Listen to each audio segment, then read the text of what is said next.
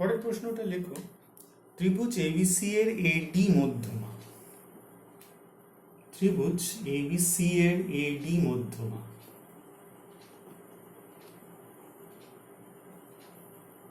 ঠিক আছে, বি এবং সি বিন্দু দিয়ে এডি এর সমান্তরাল অঙ্কন করা হলো।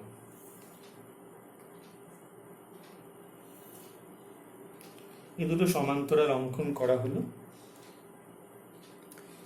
বি এ কে বর্ধিত করা হলো, যা এটাকে টি বিন্দুতে ছেদ করে, আর সি এ কে বর্ধিত করা হলো, যা এটাকে আর বিন্দুতে ছেদ করেছে।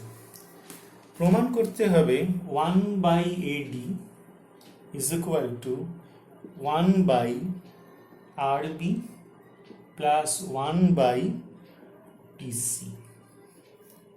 ঠিক আছে, কোনো অসুবিধা নেই তো, কোনো অঙ্কন নেই, ভালো করে একটু বুঝি। এটাও সমান্তরাল এই তিনটে।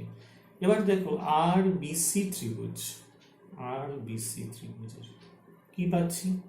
দেখো এই বাহুর মধ্যবিন্দু ডি, কারণ এটা মধ্যমা, তাহলে এই বাহুর মধ্যবিন্দু দিয়ে দ্বিতীয় বাহুর সমান্তরাল, সমান্তরাল তো দেওয়াই ছিল, দ্বিতীয় বাহুর সমান্তরাল কি করে?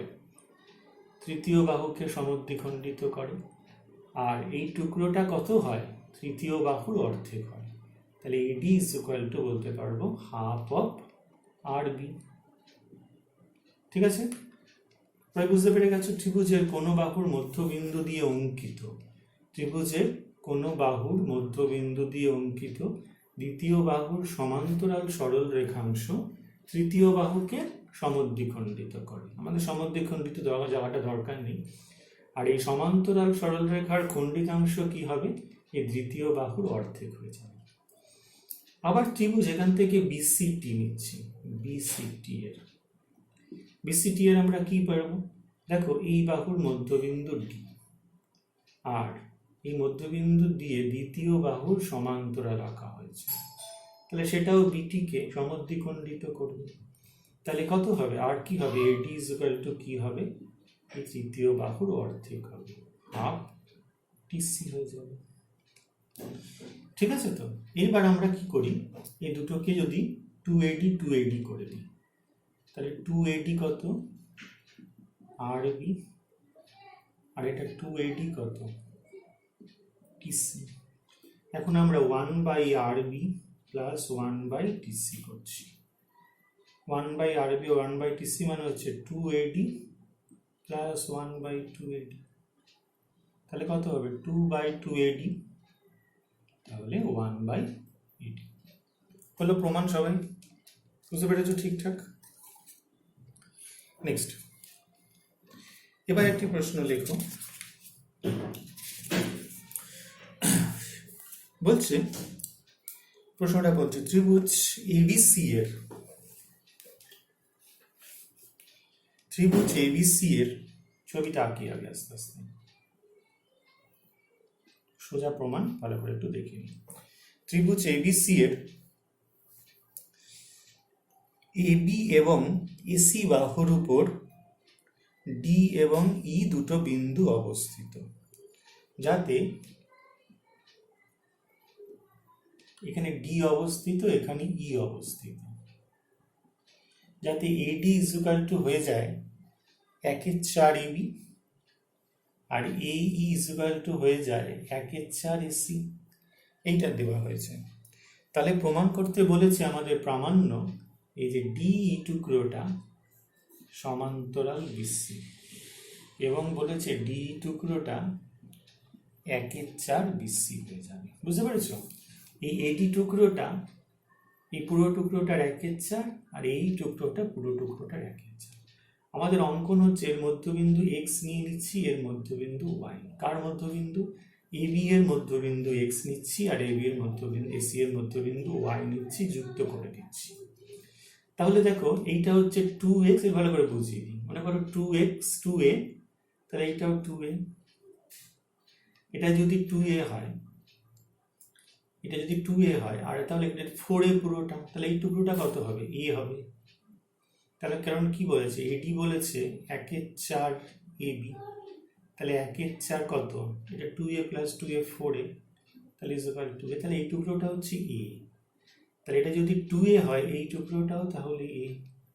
তাহলে আমরা এখান থেকে সরাসরি বুঝে যেতে পারছি যে এইটা হচ্ছে মধ্যবিন্দু, ডি হচ্ছে এক্স এর মধ্যবিন্দু আর ই হচ্ছে আমাদের এ ওয়াই এর মধ্যবিন্দু। ঠিক আছে, কোনো সমস্যা নেই। তাহলে ত্রিভুজ এ এক্স ওয়াই থেকে কি পেয়ে যাচ্ছি, এ এক্স বাহুর মধ্যবিন্দু ডি এবং এই ওয়াই বাহুর মধ্যবিন্দু ই। আমি যেভাবে বলছি সেভাবেই তোমরা লিখবে। ত্রিভুজ এ এক্স ওয়াই এর এডি বাহুর এ এক্স বাহুর মধ্যবিন্দু ডি, এ ওয়াই বাহুর মধ্যবিন্দু ই। সুতরাং ডিই সমান্তরাল এক্স ওয়াই এবং ডিই হাফ এক্স ওয়াই। কি কারণ লিখবেন, একটি ত্রিভুজের কোনো বাহুর মধ্যবিন্দু দিয়ে অঙ্কিত দ্বিতীয় বাহুর সমান্তরাল সরলরেখা, একটি ত্রিভুজের যে কোনো দুটি বাহুর মধ্যবিন্দুর সংযোজক সরল রেখাংশ তৃতীয় বাহুর সমান্তরাল ও অর্ধেক হয়। এবার চলে আসছে ত্রিভুজ এবিসি এর। এবিসি এর কি বলতো, এবি বাহুর মধ্যবিন্দু এক্স আর এসি বাহুরও মধ্যবিন্দু এক্স, মধ্যবিন্দু ওয়াই। তাহলে এক্স ওয়াই সমান্তরাল কত হবে, বিসি। এবি বাহুর মধ্যবিন্দু এক্স, এসি বাহুর মধ্যবিন্দু ওয়াই, তাহলে এখানে হয়ে যাবে এক্স ওয়াই সমান্তরাল বিসি, এবং এক্স ওয়াই কেমন হয়ে যাবে, হাফ অফ বিসি, একই নিয়মে। তাহলে দেখো ডিটা পেয়েছিলাম এক্স ওয়াই এর সমান্তরাল, তাহলে এই ঘটনা দুটো থেকে যদি 1 আর 2 ঘটনা দিই, তাহলে আমরা কি পেয়েছিলাম, ডিই সমান্তরাল এক্স ওয়াই সমান্তরাল বিসি। তাহলে আমরা এখান থেকে নিশ্চয়ই বলতে পারবো ডিই সমান্তরাল বিসি। ডি এক্স ওয়াই সাথে সমান্তরাল, এক্স ওয়াই আবার বিসির সাথে সমান্তরাল, তাহলে ডিটা বিসির সাথে সমান্তরাল, এটা একটা পেয়ে গেলাম। আবার ডিটা কেমন পেয়েছিলাম, হাফ অফ এক্স ওয়াই। আবার এক্স ওয়াইটা এখানে কেমন পেয়েছিলাম, হাফ বিসি, তাহলে 1/4 বিসি। তাহলে এই দ্বিতীয় প্রমাণটাও আমরা করতে পারলাম। ঠিক আছে, সবাই বুঝেছো? নেক্সট, এবার একটা প্রশ্ন খুব ইম্পর্টেন্ট, লেখো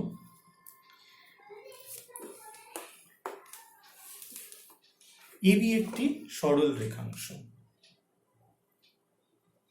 এবি একটি সরল রেখাংশ যে কোনো, যার মধ্যবিন্দু সি এবং পি কিউ যে কোনো একটি সরল রেখা। ঠিক আছে, এইবার এই বিন্দু থেকে এটার উপরে লম্ব এঁকেছি, এটার উপরে লম্ব এঁকেছি, এটার উপরেও লম্ব এঁকেছি। লম্বগুলোর পাদবিন্দু হচ্ছে আর টি এস। আমাদের প্রমাণ করতে হবে এ আর প্লাস বিএস। কি প্রমাণ, A R plus BS is equal to 2 into CT, মানে এই টুকরোটা প্লাস এই টুকরোটা, এই সিটি টুকরোটার দ্বিগুণ হবে। আমাদের অঙ্কন হচ্ছে আমরা এটা জুড়ে দিলাম, ঠিক ও বিন্দুতে ছেদ করেছে।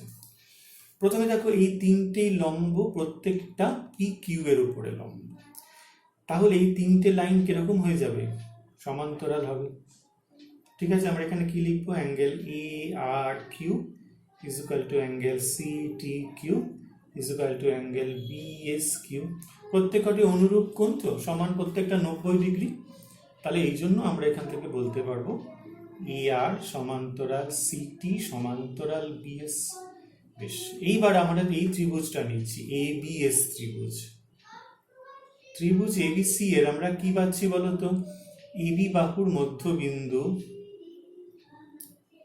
এবি বাহুর মধ্যবিন্দু সি, আর কি পেয়েছি, সি ও সমান্তরাল বিএস।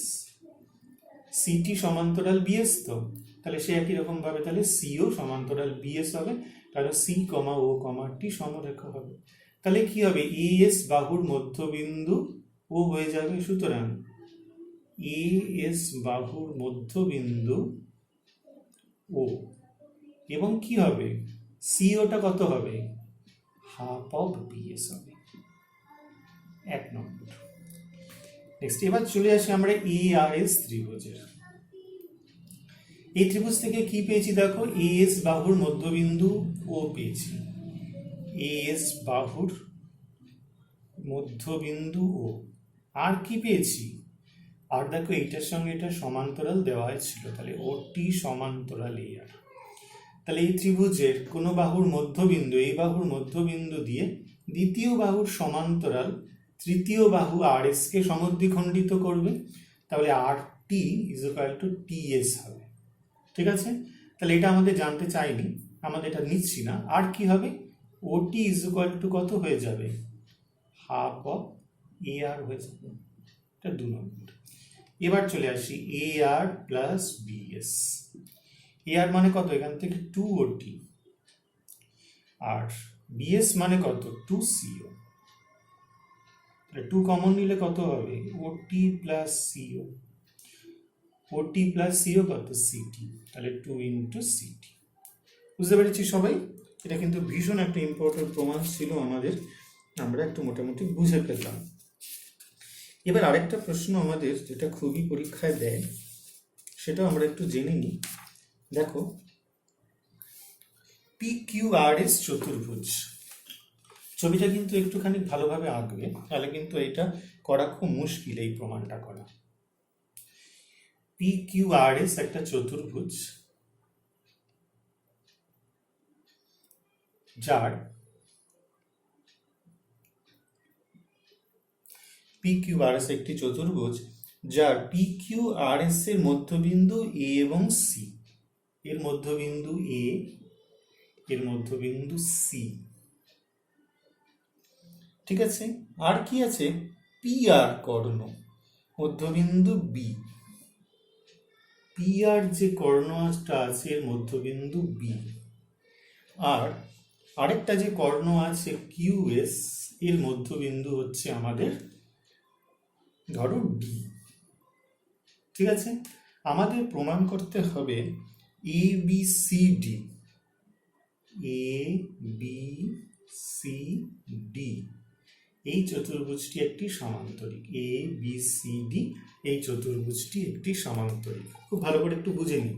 ঠিক আছে, আমরা একটা আগের দিন পড়েছিলাম, কি বলতো, সেটা আমরা পড়েছিলাম যে একটি চতুর্ভুজের বাহুগুলোর মধ্যবিন্দু পরপর যুক্ত করলে একটি সমান্তরিক উৎপন্ন হয়। এখানেও কিন্তু সমান্তরিক উৎপন্ন হওয়ারই অঙ্ক, কিন্তু এইখানে বলেছে এই দুটো বিপরীত বাহুর মধ্যবিন্দু দেওয়া হয়েছে, আর এই কর্ণ দুটোর মধ্যবিন্দু দেওয়া রয়েছে।